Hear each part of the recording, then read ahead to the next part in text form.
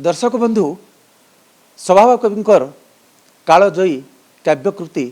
तपस्विनी किए गोतु ज्योतिर्मयी से गीत सुनमा तार अघनु ए बाबत टिके आलोचना करमा आमर संग अछन सांस्कृतिक गवेषक मोहन साहू आज्ञा ए जेन तपस्विनी कालजयी काव्यकृति गंगाधर मेहरकर ये गीतर पृष्ठभूमि काना है। स्वभाव कवि गंगाधर मेहरकर कवि प्रतिभार उत्कर्ष प्रतिपादित होइथिबा तथा स्वभाव कवि कृति समुच्चय मध्य सर्वश्रेष्ठ काव्य कहा जाउथबा तपस्विनी काव्यर आरंभ हेउछि किए गोतु ज्योतिर्मयी पदरु। यही किए गोतु ज्योतिर्मयी जो आरंभ होछि सेतरे से तपस्विनी सीतांक वाल्मीकि आश्रम रे जो निर्वासित है आश्रित होती सीता अनेक दुख शोक अपवाद सही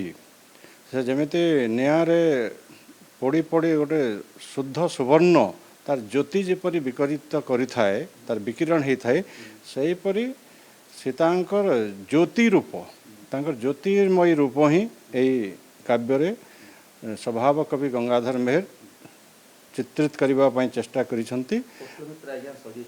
एवं ए काव्यर शेष पर्याय मर्यादा पुरुषोत्तम श्री रामचंद्र को कवि ज्योतिर्मय रूप में चित्रण करिसंती। तेणु काव्यर परिणति रे ज्योतिर्मयी एवं ज्योतिर्मय सहावस्थान करिसंती कवि गंगाधर एवं यही कविता को 1913 मसीह काव्य को रचना करते गंगाधर मेहर एवं 2013 मसीह ऑल इंडिया रेडियो संबलपुर तरफ यार शतवार्षिकी अवसर रे यार संबलपुरी गीतनाट्य रूप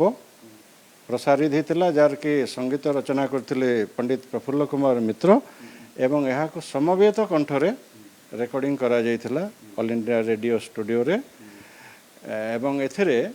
स्वभाव कवि जो रूप रे ज्योतिर्मयी रूप से वर्णना करिसंती से ज्योतिर्मयी रूप रे ही